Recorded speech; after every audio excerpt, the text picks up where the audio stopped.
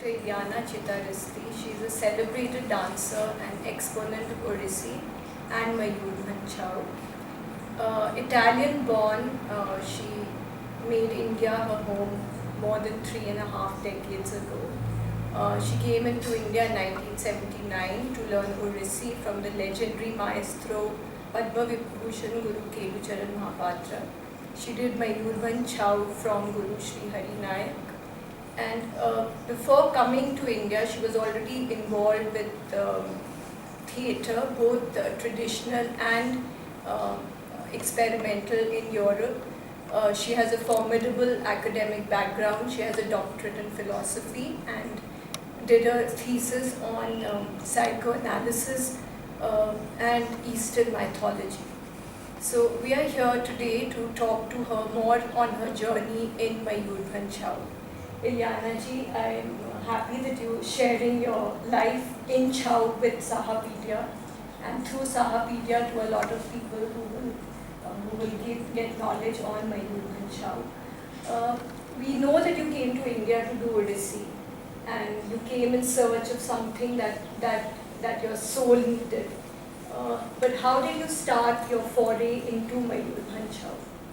Actually, it was almost simultaneously, and I was not aware of Mayurbhanj Chhau when I came. It was the previous year I had just had a brief experience, a 3 months intensive course in Kathakali. So when I came, I knew about Odissi very little. Not that I had seen it, but I knew about the form because the Kathakali maestro had told me about Odissi. And so it was just a chance that after 2 months I was here to learn Odissi. I followed Guruji Kelucharan Mahapatra in Delhi, and just walking into the Bharatiya Kala Kendra, just walking in, I mean, without knowing what exactly I was looking for.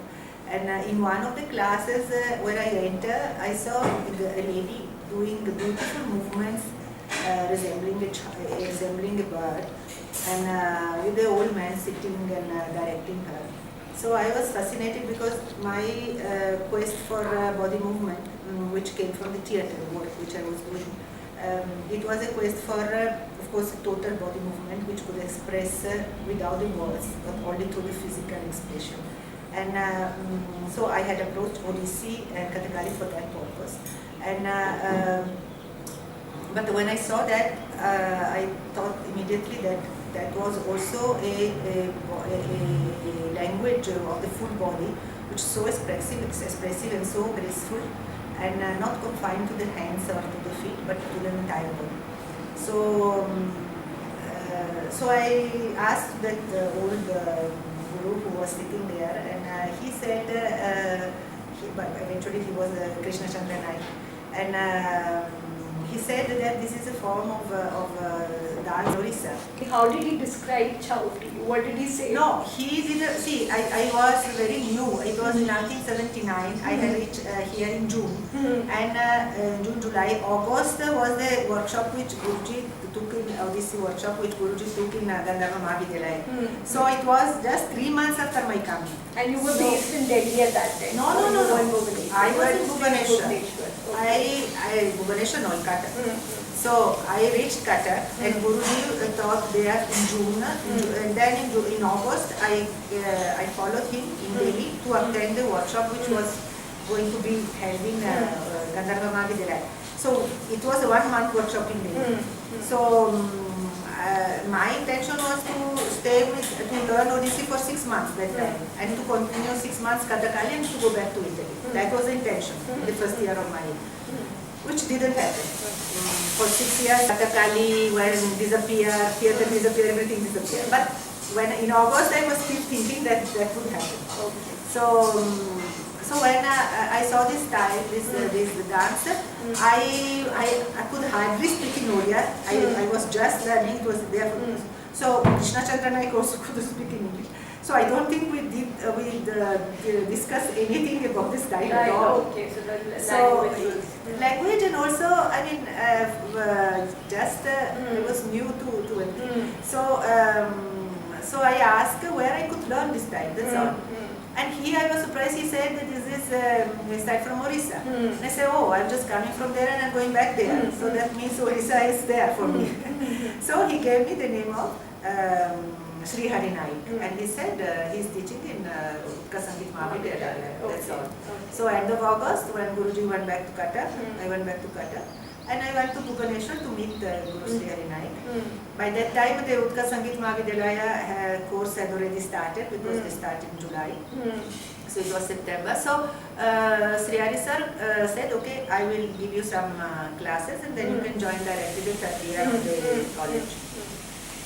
So, well, that means that at that time the idea of going back, maybe it had already receded from my mind, because since I thought if I do some classes now, then I join the...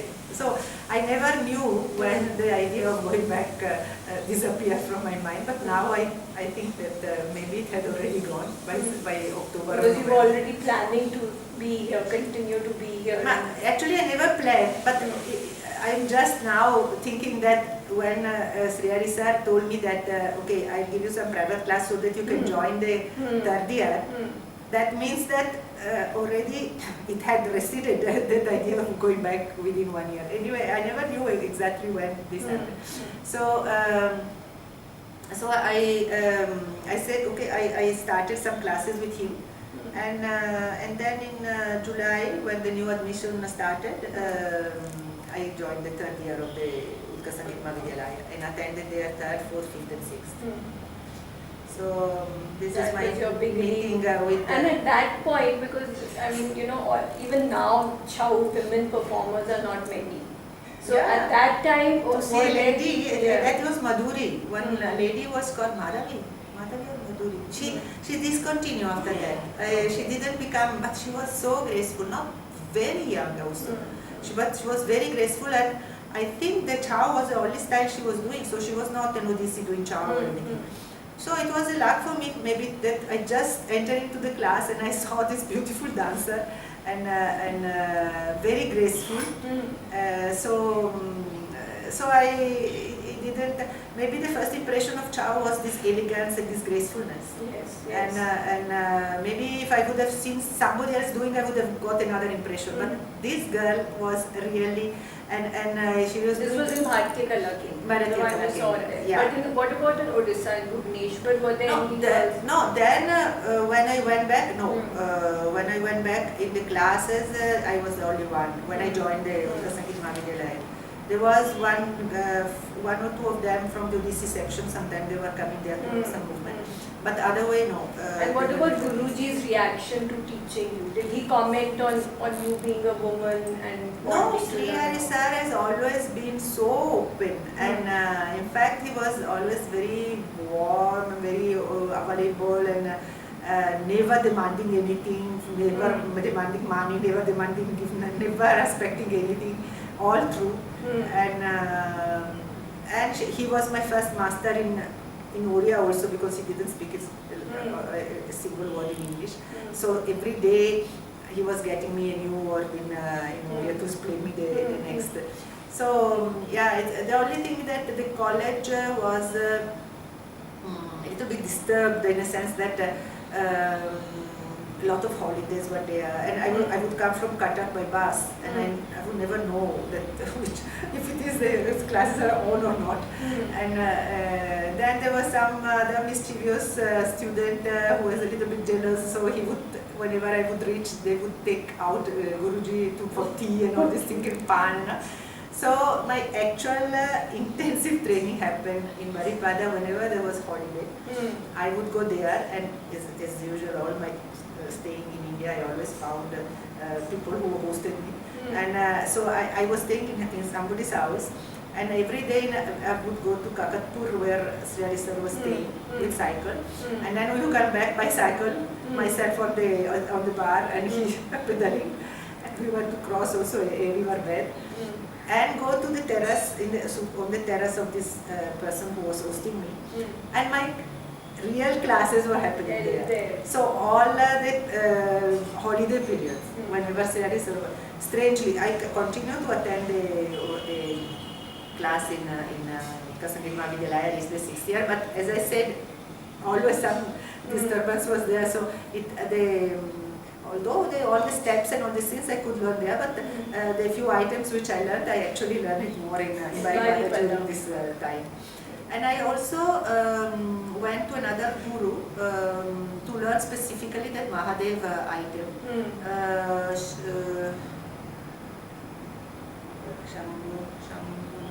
I forgot the name. He was specialized in this. He was cultivating this lychee. He had the orchard of lychee in the some Shambhu, I can't forget, I can't remember now. So the specific item I learned from him. With Krishna Chandra Nayak,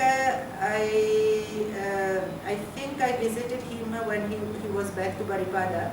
I remember his house. And what was the climate, I mean not the climate temperature wise, but the climate of dance in Baripada at that time when you went? Oh, the Chhau dancers were in a very bad shape, absolutely bad shape. The Sangeetnataka Academy things had not started, it was going to start. The project had not started. So it was... but all these great gurus were there at that time? Great gurus were there, but very impoverished. And in fact, Sri Sir, for example, I remember in his house, he didn't have even the water connection. I remember his wife going to the pump every day to bring, and electricity was not there.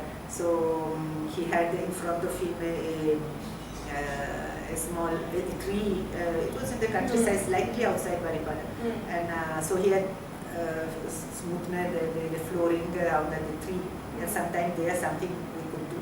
But other way I was carrying him on the terrace. He must have been, for him also, for me, I remember the heat and all this thing, because holiday are in summer or in October, so it's not that. So, but he never complained, he was always very happy to teach. And the other, some of the dancers were rickshaw-puller, they were advertising the cinema film which was going to happen.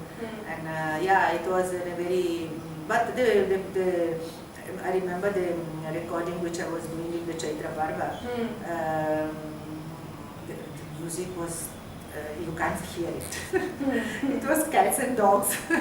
All these musicians drank, so, and the things out of tune completely, the Mohri.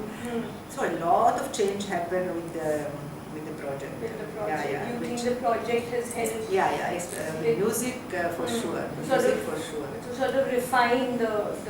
Yeah, because within 10 years, I remember the quality of the music was much better with Banja Deo, Krishna Banja Deo, who was teaching the Sur to Muri. And Dholo, it's okay. Dholo was, but the others were very besu. And so a lot of the melody aspect was so strong. And the Chaitra Parva, of course, was all the traditional items would be performed with all this jori and all this plastic ornaments, which were a lot. Then slowly they little bit removed them. And yeah, the atmosphere was there with the competition and all these things. For sure, it was there, but they were half drunk, they were musicians.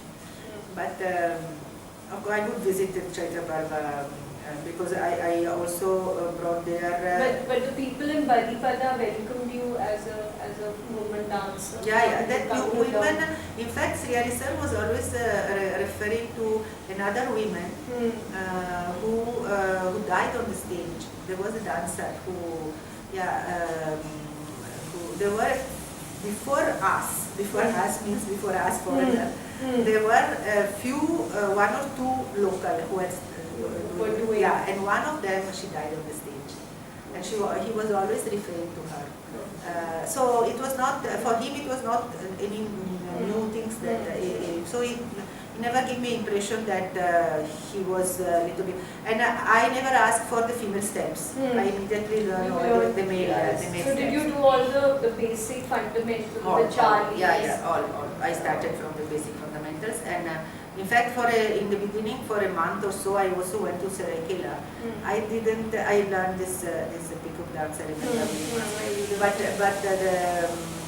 I didn't pursue it because Odissi was already there, and I found that the Seraikela one was too not enough complementary to the Odissi one.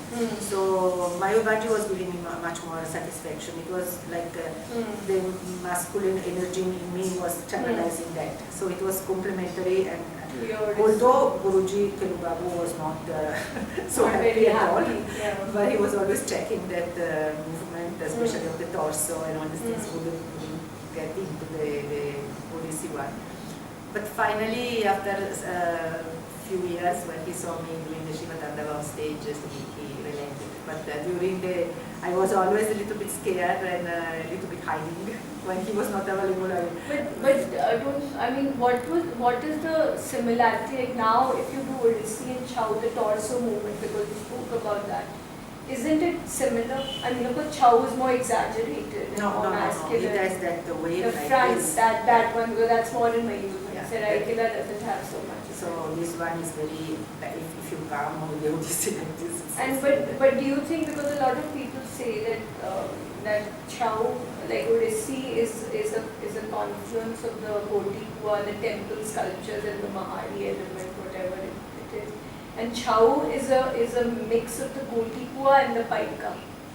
So what do you, because you've done a research on the martial arts of Odisha? No, I wouldn't mix the Gotikua at all in the Chhau. Because one of the few gurus earlier, like historically, Mayurbhanj and all, were actually Gotikua dancers who had come from Puri to this region of Chhau, when there was. You don't think I don't know. As far as the history of Chhau is always a little bit confusing. Yeah, because there's no written record of anything, but it seems that these two ustad came from Seraikela, and the Seraikela, this Parikhanda was very much in so the Gotipo doesn't enter into the picture at all. So these two ustad which came, and in fact the Parikhanda, up to when I went to Seraikela, I could still record some of the Parikhanda. It was still there. The Parikhas who used to do the attack and defense. Yes. Paiko and Parikhanda are different.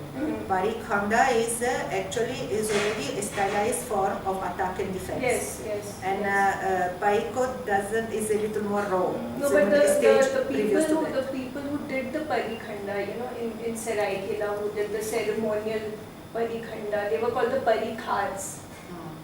And so they used to do the Parikhanda in that ceremonial way. So that's probably. So, but the Kotipua, I never, first time that I'm hearing that in the history of the Chhau, one should also include the. Because maybe more in Seraikela there is some Gotikua influence, in maybe the songs, the melodies, the abhinay in Seraikela. Mayurbhanj is.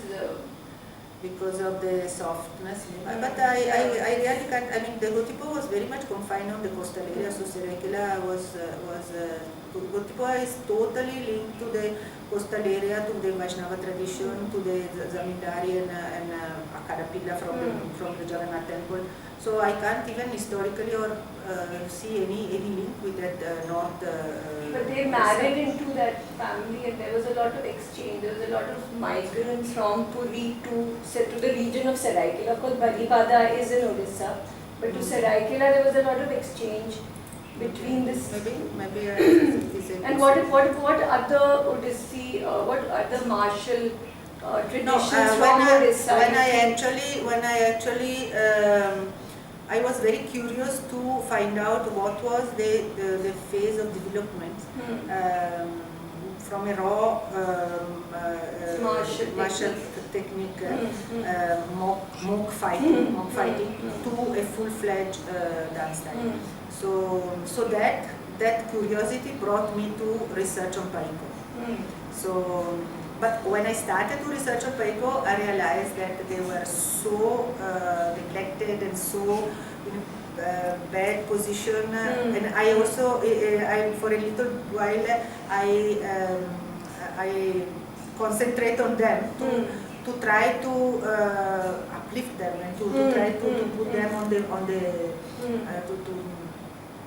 to help this form of technique, with this physical technique, which was so rich in the past and demanding, and it was neglected, and nobody was researching on that, nobody was even acknowledging them. So that's why my intention, which was to analyze the different phases, a little bit got shifted to concentrate on the paiko themselves. And in fact, that is martial tradition of Orissa book, which is actually came out much later because it was launched only in 2012. But my research on the paiko was under the salary. I got a grant from the Indira Gandhi National Center for the Arts, and what was in the 90s. So it was much before. The book came out much later because all the material were there, and I was a little bit compiling. So it's all field work, and each field work was accompanied by the attempt of in each akhada I was visiting, I would write down what that particular group knew about what they were naming their steps, the basic steps. So to compile in a sort of syllabus, which would be used in a institute to teach in a systematic way all the things which are scattered. So somebody knew certain skills, somebody knew certain chali, somebody knew certain acrobatics, etc. So all this it progressed quite a certain for a little while.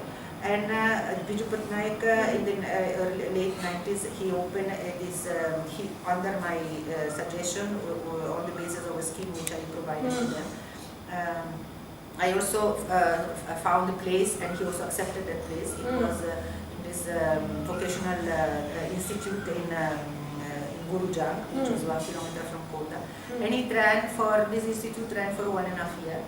And then there was a change of government in the Congress wing, and this stopped. And the syllabus, we did a series of meeting with all the ustad of the paikas. Of the paika, and that chali and the basic chalis and the basic somersault, aerial somersault, bhumi somersault. All this has been written down, and the selection of students under scholarship was done, selection of gurus. But and I was not able to revive it when they went to the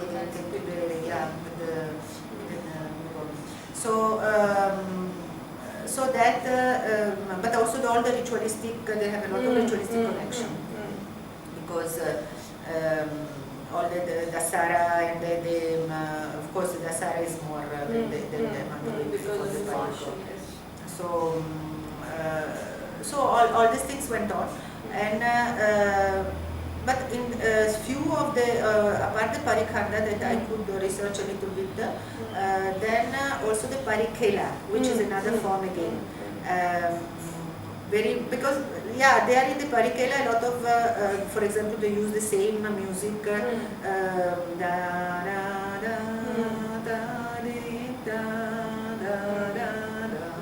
so the same tune which the Chhau dancer use for the in Parikhela, they use it, is more near to the Baripada area. So it's then the Parikhanda have very, very strange, because I had gone at least 20 years ago. There was a seminar in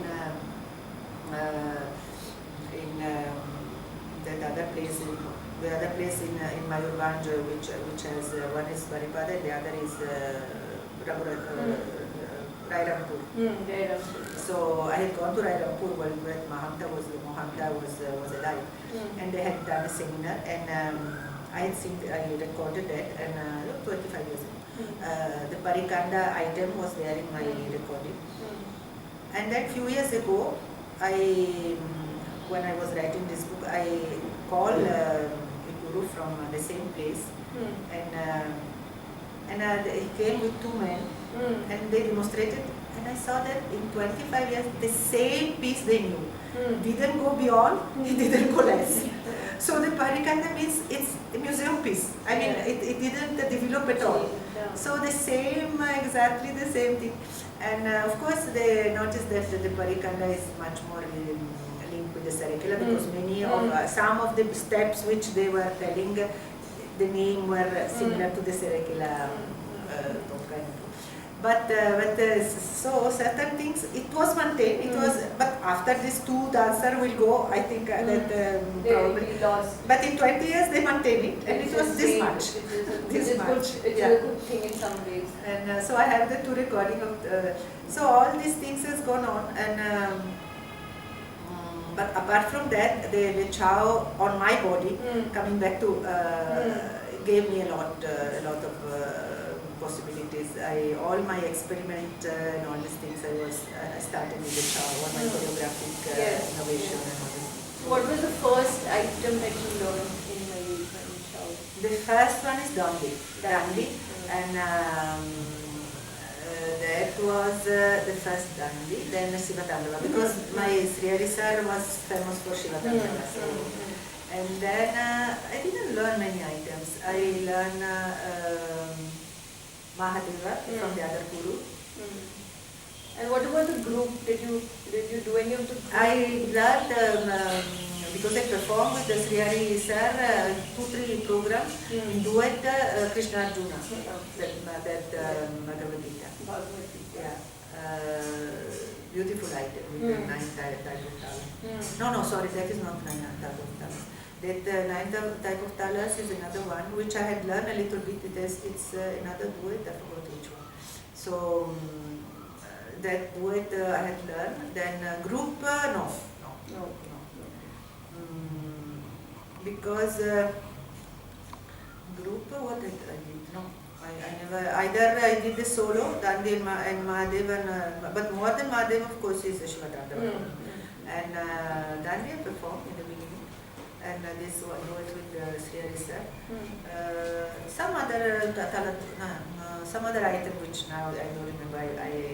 But all the steps, all the technique. From Hara, that Gola and Agora and Hana and apart from Topka and Upli and all these things, because those were part of the syllabus in the college. And but then in 1985, when I've been approached by Georg Leshner to do something for the East-West Dance Encounter, that immediately the chow came. It was not the Odissi who came to my handling, and there was a meet with which I came in '79, and I thought actually when I came with this book on Greek mythology, my purpose, my plan was to stay for 1 year, to learn a little bit of Odissi, a little bit of Kathakali, and go back and put up this particular myth of Eco and Narcissus in the form of a play, because I was doing theatre, utilizing this. So that didn't happen. I forgot about all this. I stayed for 6 years and I never went back. And in '85, when Georg Lechner, so immediately that myth came up again. And it was not in theatre form, it was not in Kathakali or this, it was in Chhau. And it became a landmark in the Eco and Narcissus. Eco and Narcissus, yeah. That was in Bombay. Yeah. Because it became a classic. This Chhau movement, I utilized it, amplified their scope, and I mean it was a very interesting experiment. And I mean it remained in the history of Chhau dance for sure. And so it was then along the years, the few experimental items which I did on solo were all in Chhau. Yeah. The journey was the second, but there was a big gap in between. Also because there was not, apart from these East-West dance encounters which happened a couple of times after that, there was no scope, there was no platform to to present like that. Nowadays it's different, but at that time, so that's why I concentrated more on Odissi, and then eventually I opened the school and then choreography in Odissi and all this is group choreography. But those years from 85, 90s when all this had not started, because my school of Odissi started much later in 94, 95. There was no scope actually to present this experimental basis. But the Chhau form was lending itself very well to experiment. Because it's a form which is open. There is not so restricted and mean the use of the hands, the fact that you can attribute different, utilize the arms and the hands in different way because it is not restricted in the style. Yes. That add to the leg movement which are already so articulate. So you can really add meanings and intention. You can use it in a wider way. And what about, I mean, now Chhau has this intangible tag to it, that it's, it's a part of the intangible cultural heritage of that area. How would you connect it to actually not just being a dance form, which it is, of course, to us it means a dance form, but it is in a way more than a dance form because it is connected to the lives of the people in those areas. So what would you say about that? Because a lot of importance has been given to the connection of Chhau with the living community. Yeah, I could imagine that still it's connected. I should say that slowly things are changing over there also. Yes. Also in the interior of Orissa. So the type of connection with I was found 20 years ago is less now. It is more now a dance form which it happens during the festival, and so it's. But and how was it when you went there first? I mean, how was it more connected to? It's more, yeah, it was. Well, the Paiko, of course, the Paiko were maybe more connected with the same people who were the farmers. They would become the Paiko, they would do the danda dance, then all the penances and all these things. For the Chhau also, in a sense, this ritualistic aspect is what connects with the cultural context around. And but the ritualistic aspect in Chhau has always been in a parallel to the dance form. So not the same person who are doing. So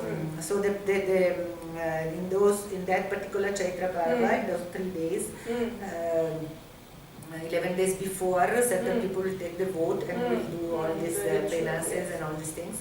And they will converge on the 3 days of the festival, which has always been by scholars like Ileana Citarasti and all these things, has always been debated how it is actually how it is related. It is an imported rituals which is imported from the coastal area and to justify, to give a ritualistic aspect to the Chhau, because the Chhau dancers are not the same who are doing the rituals.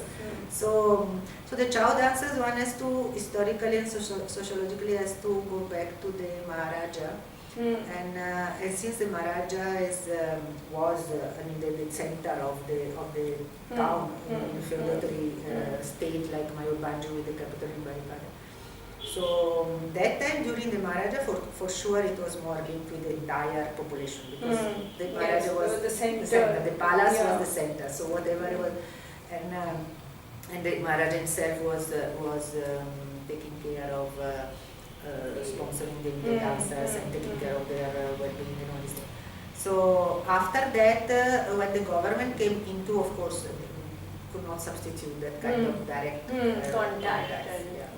So it's a little bit for the Mayurbhanj. For the Serekela, when I went there, it's a smaller place, Serekela, but even then I found so much fighting between the schools. I remember 30 years ago already. The Kedarnath Chhau, the palace Kedarnath Chhau, and the small place like this. Now still there is. Yeah, it's incredible. That's a part of Chhau. Yeah, it's a part of Chhau. So because this competition of Dakin side, the upper side, in a way it's helping the dancer to try to do their best, but in another way also divides the whole effort. So even the Baripada is the Uttar side, Dakin side, they have their own temples from where they do the puja in October with the tithing of the things, and then they reach the arena for the Chaitra Parva from 2 different directions, and they have divided the stage into 2 and 2 and 3, and But there are certain rituals, for example, the Jarjara, which is one ritual which is there in the Natya Shastra, and this banner, which is, so they do it. And I have recorded all that. I hope they still do. When I went with the UGC team to record all these rituals of the Bhakta and all the rituals of the tithing of the bread and also the Janjara and how they worshipped the art of the arena before. So it's all these rituals are, but they are relegated to the dancers. The community comes more into the picture for to follow the Bhakta or to come to see the performance. So this kind of interrelationship is at that point in the Mayurbhanj Chhau. And which is your favorite composition? Why? Because I learned it from the person who already was the best, the best, and it suits my body, and I've been recognized. So sort of it gave you the masculine and you received the feminine. But more than it actually is not Ardhanarishwara, it's Shiva Tattva, but the elegance and the gracefulness of my body doing also DC naturally went into it, and the balance and the majestic of the balance maybe it was not difficult for me, and so it's quite impressive, and I've been always appreciated very much for this item and remembered also I think in Orissa for this item. So yeah, Shiva Tattva is the one which I like. But it's a good memory also the Krishna Arjuna item which I did with Sri Harisa. I have some photos of those. We performed it in Bombay in Delhi. And then I did this first group apart from the solo, which were all very experimental. But it's very important also this Panchabhuta, which happened. It was the actually Panchabhuta is your own composition. It was the first choreographic ensemble, and when I went to Baripada to do this, it was around I think before 98, maybe 93, 94. It was very tough because these dancers, which were good as a technique, but very disciplined. Yes. And I stayed for a month and so you worked with the traditional dancers. I was in Baripada for 1 month, and I had 10 dancers, 5 from the Dakhin side, 5 from the Uttar side. And to get that assemble every day, I would give a time to take another 2 hours before they would come. They would make but at the end, Shantanu Mohapatra did the music. So we work out the entire things there in Baripada with the local musician, local dancer. And it was an attempt to have a thematic presentation and production in Chhau of 1 hour with the thematic, Panchabhuta, with the development, with the story, with the and without verbal, without songs. So it was the first time that the full ballet of Chhau was presented. And the first presentation, we did it in Baripada. So I wanted all the traditional people to come and give their, and it succeeded. And then of course when we presented in Bhubaneswar, Jayan Kastwar happened to be there, so he appreciated, and he brought it to the choreography festival in Bangalore, and they got a standing ovation there over there. It was very, very energetic. Very strong. But coordination, symmetry, entry, exit, coordination of hands, legs, all this had to be worked out. These were all the traditional gurus didn't look to it. So lines, symmetry, discipline of space, control, and all these things. So that all concept was not there in that traditional. So I am very happy of one thing, that after I worked very hard for that, and it was, I had the recording of that ballet.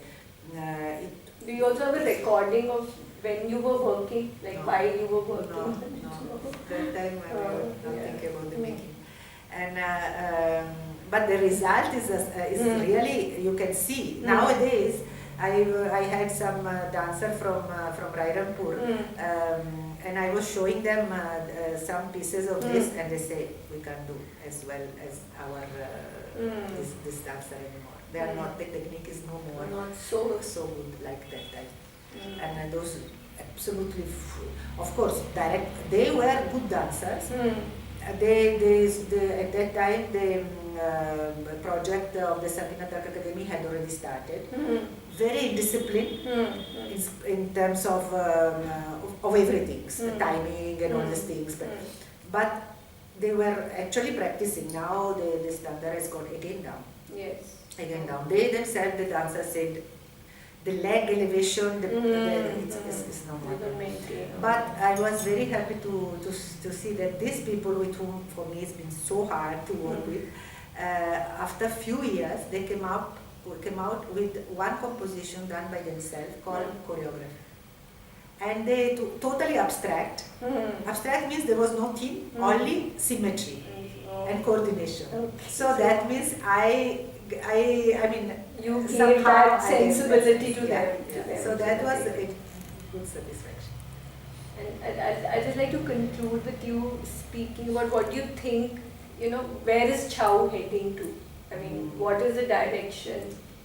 I mean, do you fear that, what it was, it will not be? Will it lose or will it gain in terms of... Yeah, I think there will be people utilizing the Chhau for choreographic purpose, for experiment and all these things. The Chhau itself, I don't see much evolution in the last the repertoire, the training, the quality, the training. And it should be more open to visiting choreographer, visiting from outside. Like when I did this Panchabhuta, and I had come to the Sangeet Natak Academy to ask if I could work with these dancers because they were from the project. Yes. They said no. The first reply was no. So that Jan Kaswar was there as secretary. And I took the help of Secretary Culture, who was that time Sitakant Mohapatra, and with his help, the Secretary Sangeet Natak Academy agreed. So this, because it was a little bit a close affair, it has always been a close affair in Baripada. And this Udakin Sayutasa is very difficult for a dancer also to go and take part in this festival. Suppose you are a Chhau dancer from outside, you are not from But when you learned, when you learned, Guru Sri Hari Naik was where? He was Dakshin Sahi or Uttar side? Uttar side. But I could not perform there during the Chaitra Parva. No. But did you go learn from anybody in the Dakshin side? No. No. So you I stayed to the Uttar side, yeah. But and they would have opposed it, you think, if you had gone to that? No, not necessarily. Not necessarily. But to perform there, and when that was it was not allowed, and to work with these dancers, it took a little bit for me also. This pressurized a little bit to, and then the giant himself was very happy. But in the project they came together. In the Sangeet Natak Academy, the project they were together. Yeah. In this project they came together. Okay. And but I had to push towards this. So what I mean to say is that it should be a little more open and to create. Now the project should evolve in this way that these people are. Some of them now are being called by some other group. Yes. So individually they are but individually, but the entire atmosphere there doesn't get so much rich by that. The individual person will get some more money, some more exposure and all this. But some choreography should be done with the group, and she should be ready to go there, work with them, and I mean the infrastructure also should be because I am in Orissa, I can with dust and all these things I can manage, but I cannot expect everybody from Delhi that goes there and in those conditions. So infrastructure should be a little better for this kind of development. But I think this will be required probably for developing the new items and polishing and this, because now the traditional gurus also are no more there. If the new one from outside, new air from outside is not coming, it's stagnating. And what do you think about the condition? I mean, how would you compare the Mayurbhanj in Balipada and Berhampura to the Mayurbhanj being done in Bhubaneswar, for instance? Yeah, now Bhubaneswar has a couple of this Mayur Art Center, who is more dynamic. And then there is this guru, the Shiva Pradhan, who has done research and also has started to choreograph. She has done a choreography recently. So little bit of development in Bhubaneswar I can see. In the Utkarsh Sangeet Mahavidyalaya, every year you never know how many people will join. Sometimes the class will be less, sometimes it will be more in the Chhau section. Is a little bit, of course, the Odissi is always the most highlight. Like for example, I have been fighting to get a statue of Sri Hari Sir, because in front of the Utkarsh Sangeet Mahavidyalaya, they've done a statue for Devprasad Das, one for Pankacharan Das. They were guru from the beginning of the Utkarsh Sangeet Mahavidyalaya. And what about Sri Hari Sir? He was also there. He was also there from the beginning. Yeah. So you should not, I mean, Chhau was there from the very beginning, was a faculty of it was a course of study of the, so it's not given the equal recognition, of course, that is to be there, that is to be said. But also the guru now, who is there? Every year now is a contract basis, so you don't know who is there. And do you teach Mayurbhanj in its traditional context? I don't teach unless people sporadically, maybe for short. There are not so many takers. Not so many takers.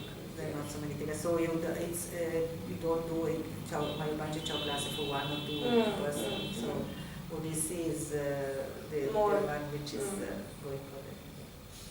Anything else that you would like to add about Chhau which you think we missed out talking about? No, we talk about many aspects. I am very happy to have done it, for sure. In spite of all the Guruji looking every time, checking that this would. In the beginning, I'm sure my body was very flexible, so certain too much flexibility. And what about the chalk? Like, I mean, the chalk of Chhau and chalk of of Odissi. When you at that time were learning, because that time was even Odissi was developing. Yeah, actually Chauka in Chhau we don't use it much. It's more a dharana. Yeah. So the dharana is like a big tribangi without the feminine. It's a big tribangi. And actually the tribangi of the body is there. So you can feel it inside in itself in the basic posture that it is from the same root. And Alida and Pratyalida also we have. So sometimes they've asked me to do a demonstration, a comparison between this and Chhau. So certain movement when we do the Viparita Brahmari, and there are certain things which are there, but legs are more elevated. So in the first years of training, one has to keep it separate. Later on, it is later on it's dangerous of polluting one of the other and doesn't happen. But in the beginning, one has to be careful of the exaggerations. Sure. Exactly. And what about because you are, in the sense you go back to Italy and you probably have spoken about it and performed it for a lot of Western audience as also theatre, because you were connected to theatre in Europe. How do they react to a form like Chhau? See, just since you have told theatre, when I was actually, I've done in India, I've done quite, when I didn't have my own school and I was more free to travel around. I did a lot of workshop with theatre worker here. I worked in Mysore with Ramayana for 3 months and consecutive, and so that was 20 years ago, and I can tell you that when I went just 2 months ago to Mysore to perform, so I just went to visit them, and all these old, they were young that time, but they're still there. When they saw me, they started to do I couldn't believe that. And they say, you were a tough master, you were there. Oh God, do you remember 20 years ago? Devi Karant was alive. So then I did it in National School of Drama, I did it in Doon School, I did it in Prithvi Theatre in Bombay. So I was doing 15 days, all in the context of the theatre work. Yeah. So that was keeping me in touch with the theatre actually, whereas Odissi is not requiring that context. So as far as going back, I can say that, for example, I never performed my experimental item in the West Okay. because I always thought that would not be meaningful there. First of all, they don't know what it is the traditional Chhau. So to see me doing something elevation, they may think that it is a bad done ballet things.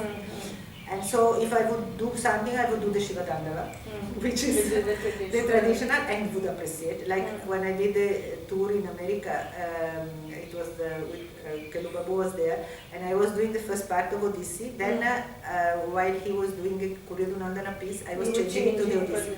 And I can tell you that the Shiva Dandava things, it was the one which they were talking about at the end of the performance. And did you do it with live music or recorded? And luckily that I have this recording which has been done in 81, very very long ago, in the Kalinga studio with the Nagara and all this thing. And it's a good recording. With the Mohri, which is well tuned, and all the Nagara and the Dolo and the Damsa, and very good recording. And I'm carrying on even now. If I have to do the Shiva Dandava, is that recording? In a very I don't think any other recording any other people has such a good recording of Shiva Dandava. I was lucky. So because I used it a lot.